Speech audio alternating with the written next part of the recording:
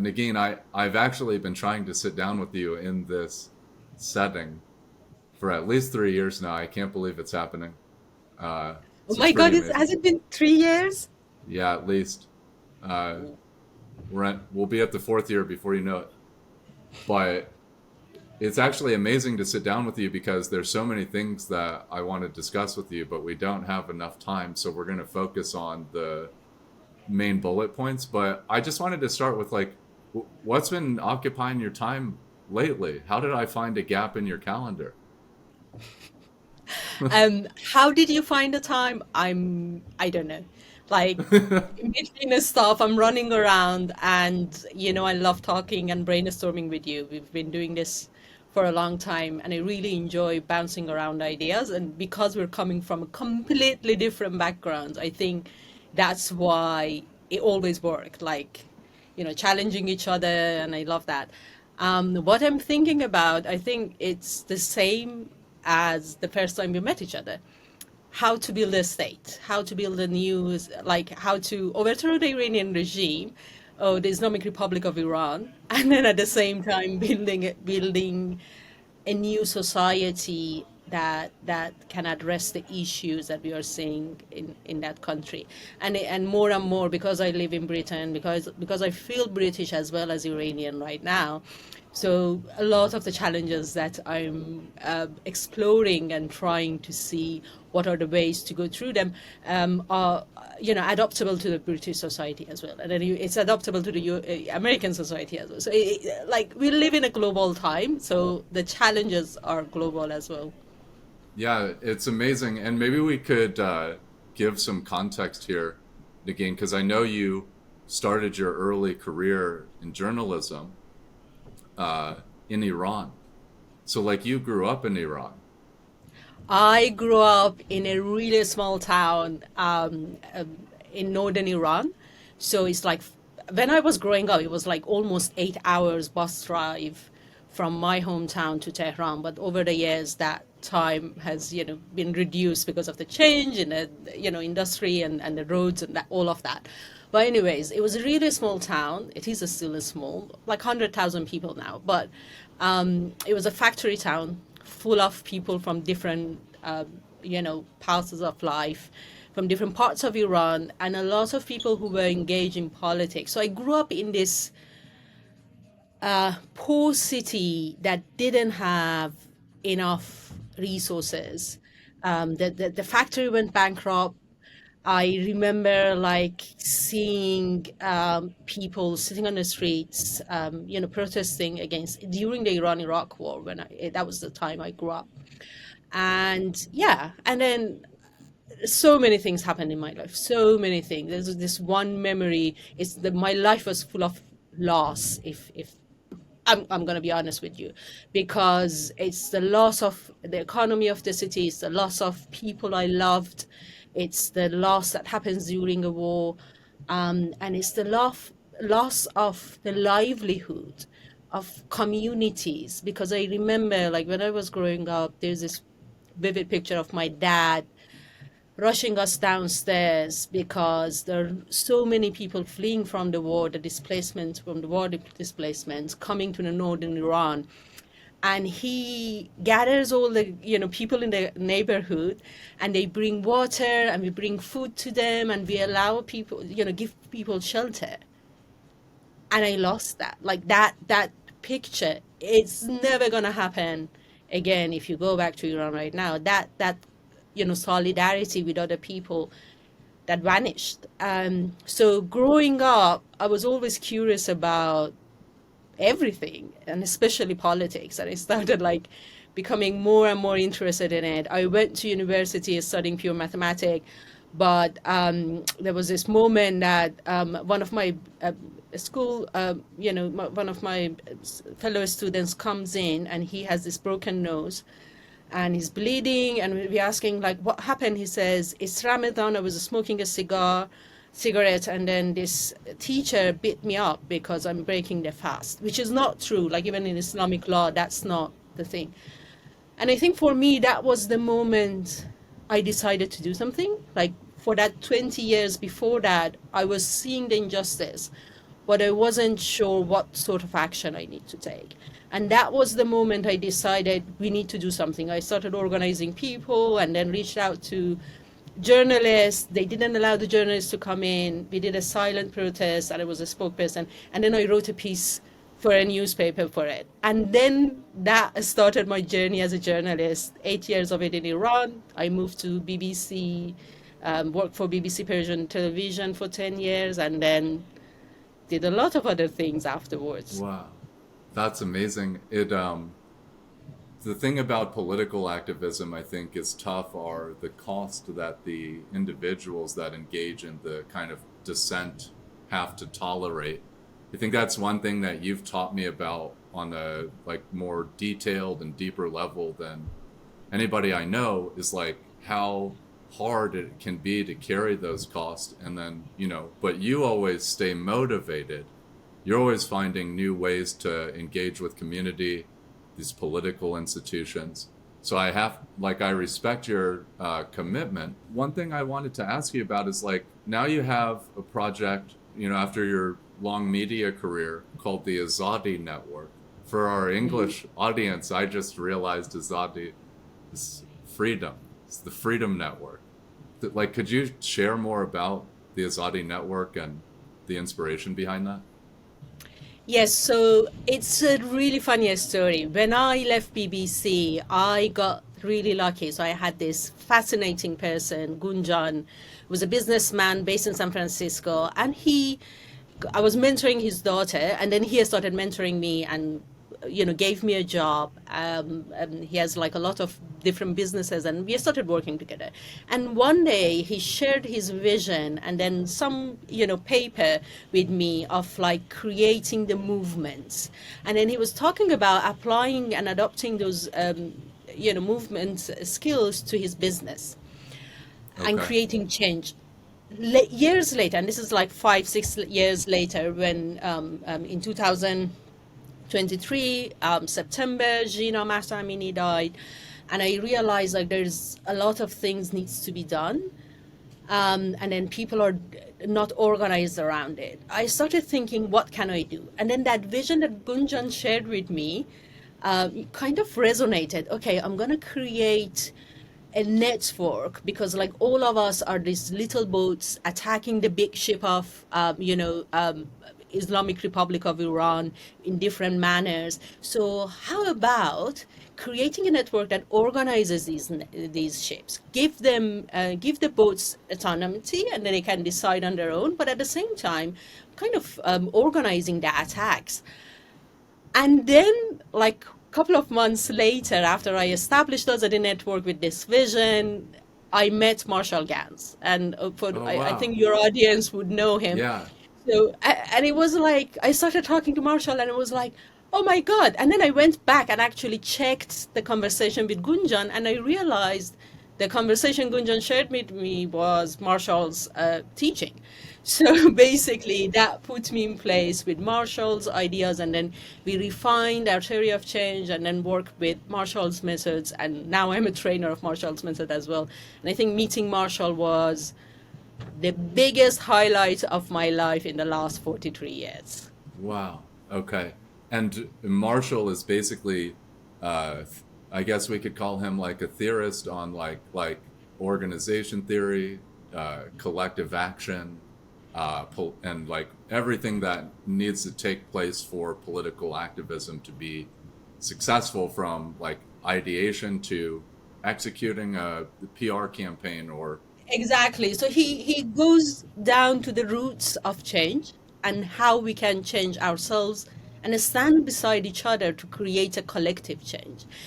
One of the things that he teaches that is really close to, like, for me, is the most important part of it. Maybe other people choosing different parts, but for me is the part that he talks about the values, because the biggest challenge right now in the societies are, and especially Iran, and you see it in the US, you see it in Britain, is that the societies are divided. People have this firm beliefs in what they think is the right thing to do. This applies to the left and right, and a lot of intellectuals are struggling to talk to the anti-vaccines people and say, oh, don't believe this fact, the other one I'm telling you is the right fact. So like that battle between how to get to the things that are right and correct and how we get there.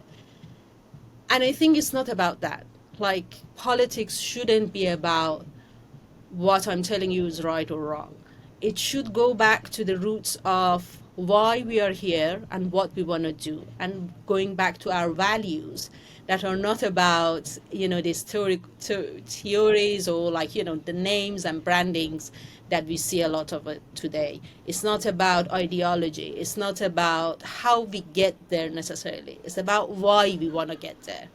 If we explore the why, and the roots of us being active, why do we want this change, then we can find other people who believe in the same values. We can collaborate with people who might have a completely different point of view about how to get there, but we find a common ground to talk about these differences.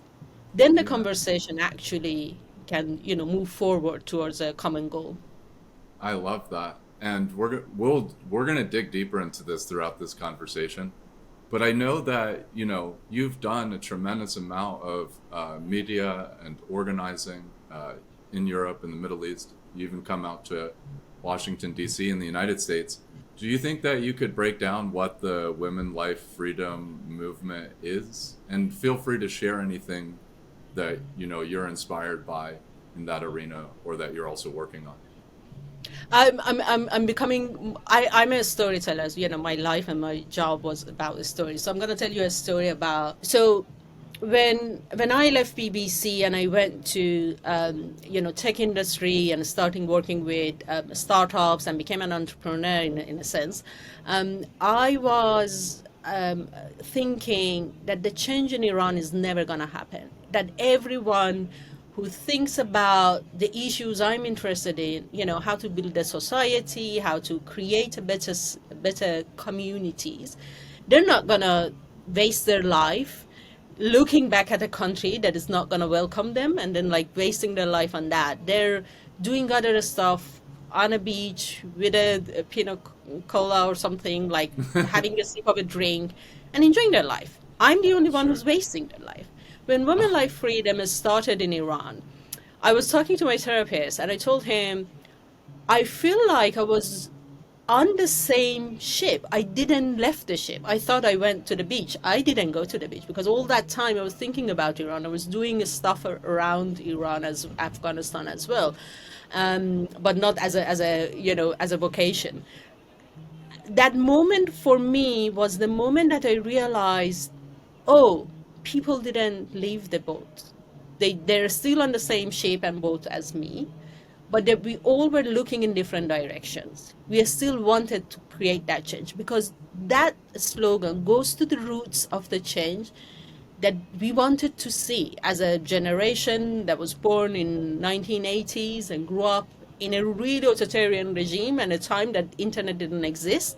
We all still had the same values. Women's right will bring equality to the society. If we put that as a top line of our movement, then the equality would come to the rest of the society, the different groups and marginalized groups. The life part of it means happiness and life in a sense of being able to enjoy your life as a human being, as an individual, but at the same time living in harmony with nature, because environment is a really important part of that movement as well. And this is something I think most of the people outside Iran don't understand. Environmental issues was really prominent in that movement. And then liberty, freedom in Persian is azadi, or freedom or liberty. It has two meanings. And liberty should be the core part of each society. So for me, these three values were the values that were really close to my heart, and I could see myself in it, my generation, my vision of Iran. And now, more than a year later, I'm still working, and I have like a team of volunteers who are still working really hard every day to move this movement a little bit forward or help in any way they can. And I think because those values resonated with us. we are happy to spend a lot of time and energy in it. That's amazing. And you brought up Afghanistan for a moment too, and I know that there is another campaign that you've been contributing to or working on, the gender apartheid campaign. What's the idea there? So I think it's time, like as a human society, we've been going on for a long time, not addressing the core part of uh, oppression that is happening in a lot of countries around the world. I didn't come up with the idea. It's a fantastic work of a lot of lawyers and activists from both Iran and Afghanistan and international people. But we are in the UK. We're focusing on creating this campaign in the UK and making sure the public understand it and the policymakers are pushing it, so the international community would acknowledge gender apartheid as a legal term. And then based on that, we can take other actions. The basis of it is that in some countries around the world, specifically in this case, we're talking about Iran and Afghanistan, gender has become a tool of oppression. So for these governments, they don't. It's not about Islam. It's not about cultural differences or relativity. It's about a government decided, if I oppress half of the population and make the other half of population busy with oppressing that half, or being punished because of the disobedience of that part. Because if your wife or sister not wearing hijab, for example, in Iran, their car is going to get confiscated, your brother can be arrested. So there's a punishment for both sides. It's either and I'm talking about sex, man and woman in a sex term, not the gender term. So all of the other people, other than the cis men, are oppressed in that society. You cannot be yourself, and the other part, who are cis men, can oppress this part. That's a tool for oppression. That's a tool for controlling the society. It had nothing to do with religion. It doesn't matter if you're a Muslim or not. In that society, you have to wear hijab and obey a certain law because you're considered a woman in that society. If we understand that, that's the first step towards understanding that is still nowadays the main reason for inequality between genders is still, oppression of part of the society because based on their gender. If international community understands that and accept that as a legal framework, then we can stop a lot of atrocities that we are seeing today happening in Iran, Afghanistan, and some other parts of the world, and hopefully build a better future for the children to come. Yeah, that's amazing. And all of this has to be hard work. And I think there's a video of you addressing the UN about some of the personal toll that your activism work has taken on your life and your family in different ways over the years. How do you stay in the right mental space and stay active and consistent? I think it depends if you found your calling in your life.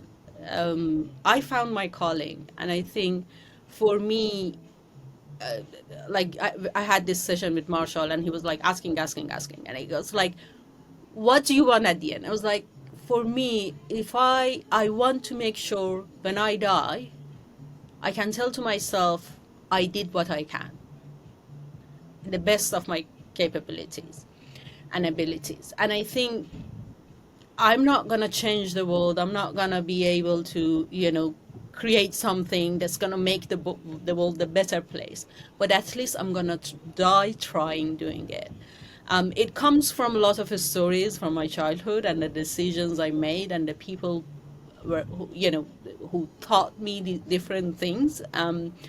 But at the same time, I think I learned to enjoy life on the side of it. Like all of this activism, they're not stopping me from living.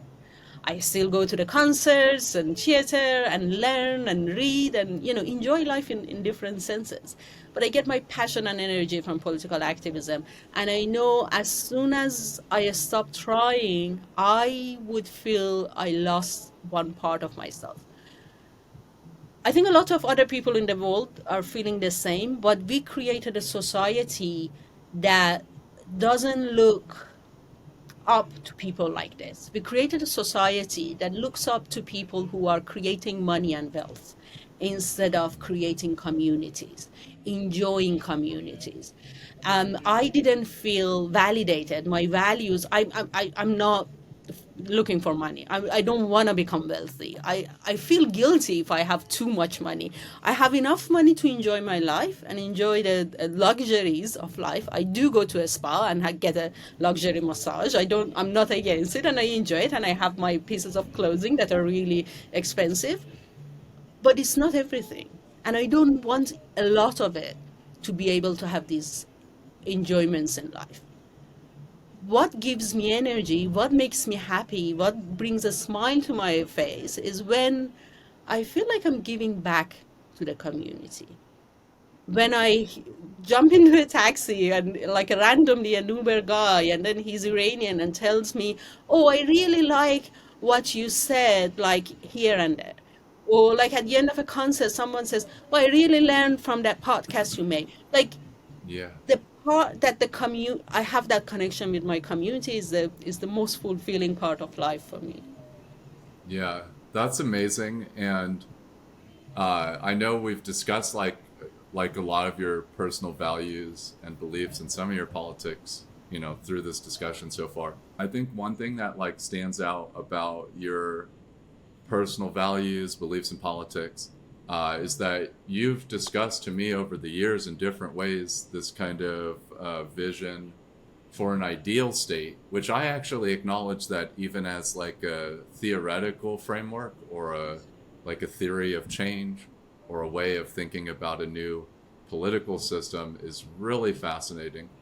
But the quote that I take from our last conversation was that you want ideal state that integrates feminism into the hierarchy in a way where women are not just sitting at the table as contributors, but actually building the table, or should I even say building the government, building the state. And how I took this is like, we've thought about all the state formation processes that have taken place as the international system has become more complex and these international organizations have emerged. And we look at the political thinkers in Muslim countries and European countries in America, and it's literally 99.9999% men that are cited for providing frameworks for governance and theory and political thought.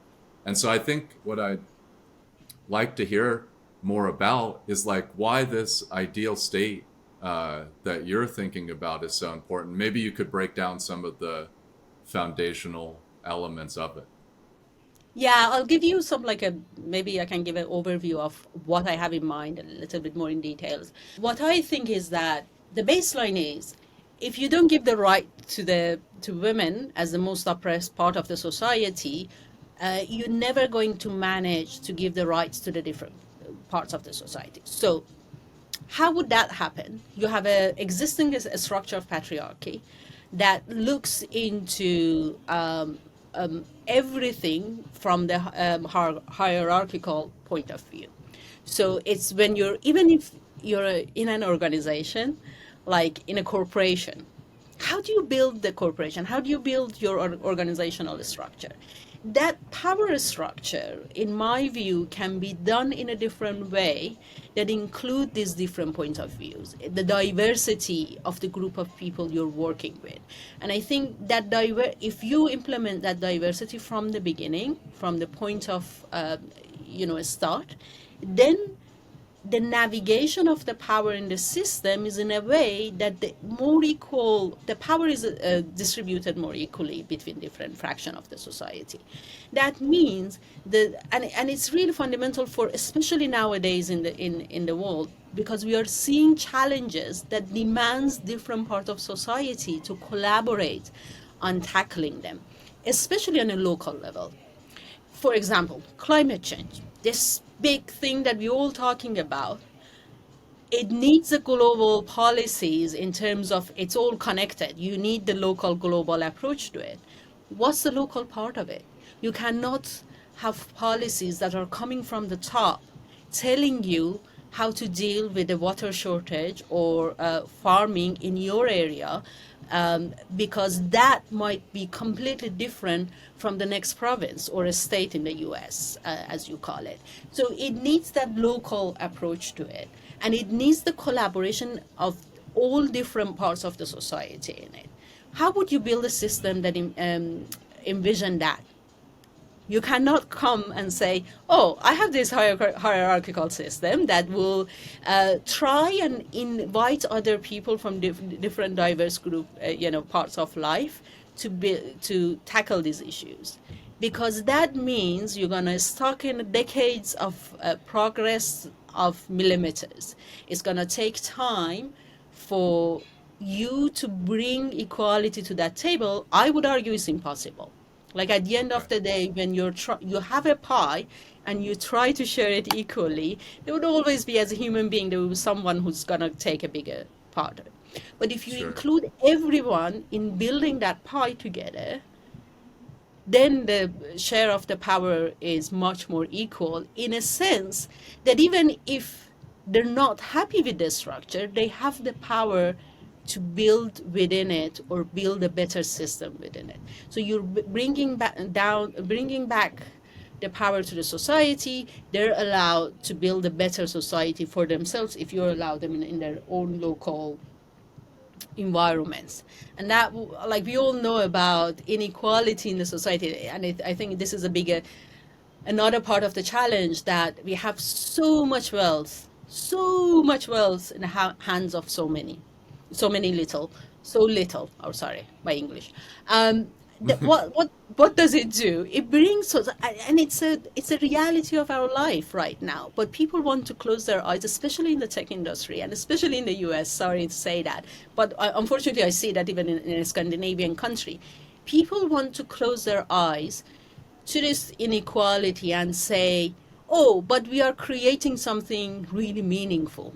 How many of these softwares and new technologies that are coming are actually working for the people on the ground and Yeah. addressing an issue that they have? So you have this accumulation of wealth in a small group of people. What's going to happen in 2 decades?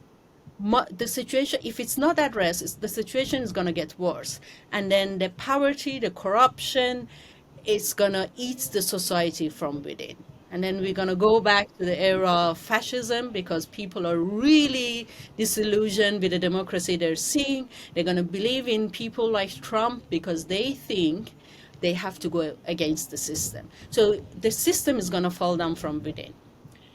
The only way to tackle this is just a step back and try to envision a new structure that allows power to be in the hand of many.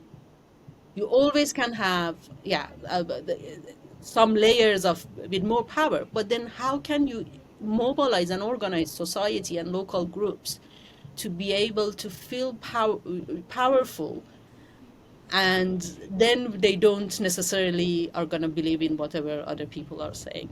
Politicians are lying to them and make them angry. Yeah, and actually one of the main contributors to this platform is political scientist Dr. Sven Steinmel. He's actually making an argument that we put a limiter on democracy in the United States through the idea of checks and balances, which was actually designed to check the political ascendancy of common men, not necessarily to check the people holding the power. And this is something that Trump is testing the upper bounds of in the United States, as the United States is one of many countries right now that isn't sure if it can hold a legitimate election in 2024, which is shocking.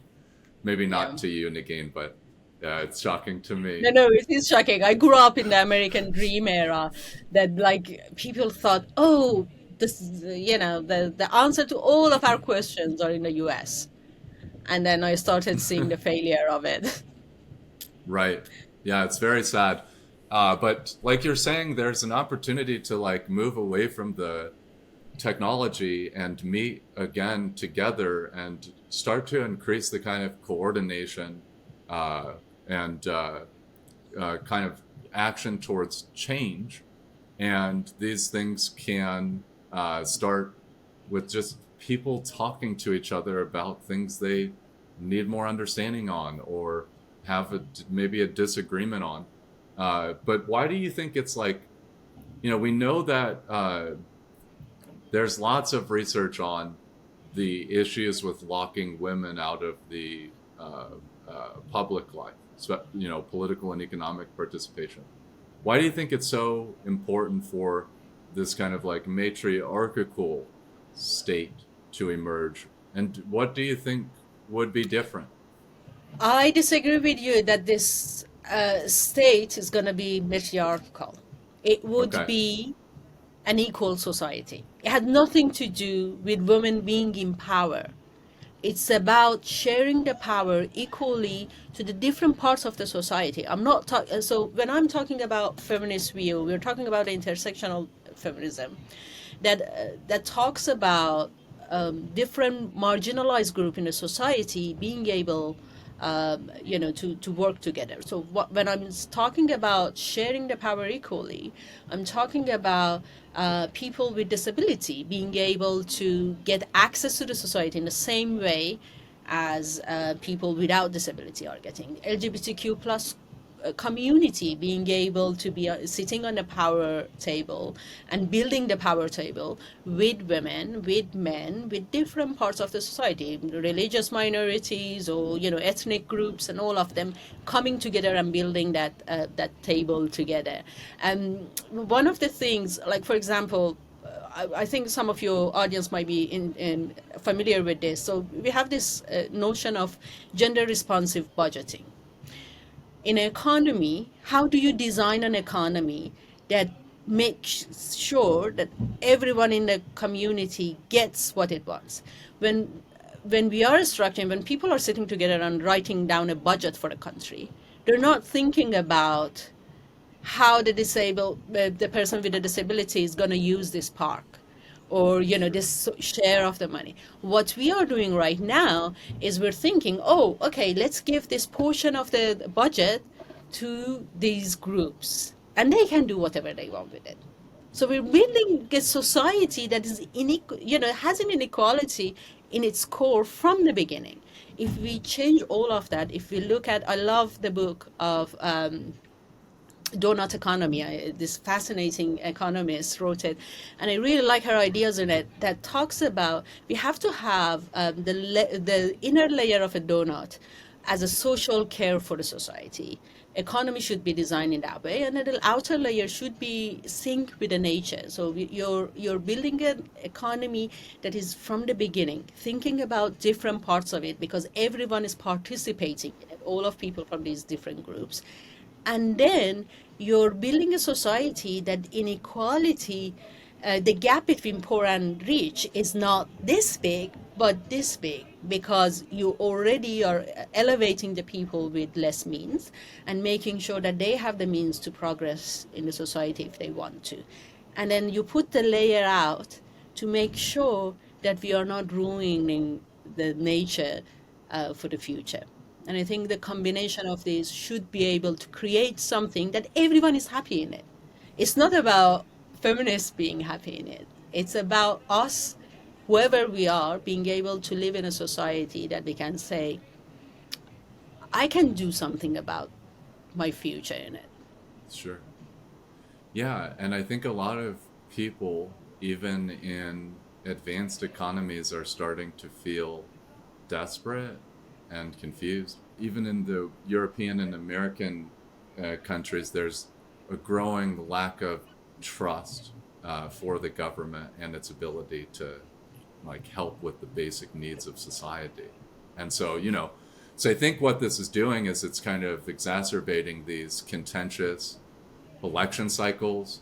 And you're seeing like these various hard right movements in South America, in Pakistan, in Italy, in the U.S. and so forth, and even in Israel. So I like how you think about the politics, because I think there is an opportunity to like reduce the amount of necessity for like hard power conflict. Like at this point, like the only way to lead a true opposition movement in a lot of people's heads is through physical force, is through military power. But why is that? And is anybody asking why that is? Like, is anybody asking why, people in Gaza have the representation that they have, and why is security so correlated with military might? And why are there so many governments that think the only way to have a growing and thriving society is to have growing and thriving men, and completely inhibiting women from broader participation and broader contributions? I would say, yeah. Sorry, I was having this conversation with Iranian taxi driver the other night in London, and he was talking about, I'm known as a feminist, and even as a journalist. Like even when I was working for BBC, it was coming across that I'm really firm on my values. And he was saying, yeah, I don't wanted my sister and wife to not wear hijab. Now I changed my mind. I'm okay with them not wearing hijab, even though he moved to UK the same time as me. And one of the things was like, we got to the point of talking about difference of growing up as a man and a woman in Iran. We got to the bottom line of it to say that men in a lot of senses are scared of what women can do. I know it's a controversial word to say, but I've seen it in Sweden, that a lot of men would go down the streets with their children in a carry-on. You see less moms doing that on the streets. Dads are taking time to spend time with their children, the usual thing that is assigned to women, and they're enjoying it. I had this fascinating conversation with my neighbor, Johan, who was saying, like, I enjoy spending time with Agnes. Why should I not get my full paternity leave? But in a lot of other societies, men feel, I'm going to use my masculinity if I'm not, this powerful view of man that has been created by other people to force me into a system. They don't even know who they are. And that question, that curiosity scares them to death. That's why they don't want to question themselves. They don't want to go and see why these values, where are these coming from? Am I making the right choice? What choice do I want to take? And I think that's something that we need to teach our children, that they're free to make that choice. And I love seeing young generation of talking about, like I used to talk about gender as a spectrum of, it's a spectrum, it's not binary. And then one of them that I learned a lot from her, she's a young Iranian girl who lives in the US now, actually. She was talking about, I want to live in a world that is like, you don't say spectrums anymore. It's not linear. It's like this mesh of something that I don't have to choose. I love for men being able to open their mind and be able to say that I can be whoever I want to be. I'm choosing what is the picture of masculinity. And I think that view can happen in a feminist society. Yeah. There's still a lot of leaders and scientists, activists, whatever, that think that like reducing gender roles to like a infinite continuum is more destabilizing. Like would contribute to further degradation of society. But what I actually think I hear you saying is deeper than that. You're looking for kind of experimental ways to improve society and improve political engagement, and improve like the kind of material impact of activism efforts. Yeah, and I want to say, like, as someone who grew up in a society that every social aspect of a human being has been controlled by the Sure. state, I I realized these social conventions that are putting us in these structures to be able to control us are not the main thing for a good Yeah. society. Like it's not the tool to make a good society with them. In my experience, if you allow people to be themselves, no matter how they think, it's not like we've been doing this since for centuries. Like capitalism brought that to, I know a lot, it's that we have to look back in the history and think about why we are thinking this way. Where are we standing in terms of the future of humanity and the progress, and then what actually works for a society? Does it matter that a man is walking down the street, someone we consider a man, with a boogie and carry on, and a child all the time, and take care of the child and stay at home? Does it make the society worse? Does it matter if a woman have the right to over their own body to decide if they want to carry a child or not? Does it make the society worse? Like all of these little questions that has been answered for us throughout centuries, we need to review them. Yeah, change is scary, but the truth is, if we as a whole, as a society, instead of thinking about what we are afraid of, thinking about how can we stand next to each other, accept the person next to me, but at the same time building a better society. There are a lot of other things that would come up that had nothing to do if the gender is a spectrum or binary. Had nothing to do with them. It's about compassion. It's about how I'm gonna share my part of happiness with others. Am I contributing to the happiness of other people in my group or not? That builds a much better society than putting men into work and telling them that you don't have the right to take the I paternity leave. agree. Okay. Nagin, we're going to talk like more with you over the coming months because there's so much more that I want to discuss with you, but I know like we're past our time. So I'm so glad that you finally joined me for this conversation. It's amazing to hear your perspective and share it with others. Yeah, we definitely Yeah. gonna do more. Thank you, Chris. It's always a Same joy with you. talking to Thank you. you.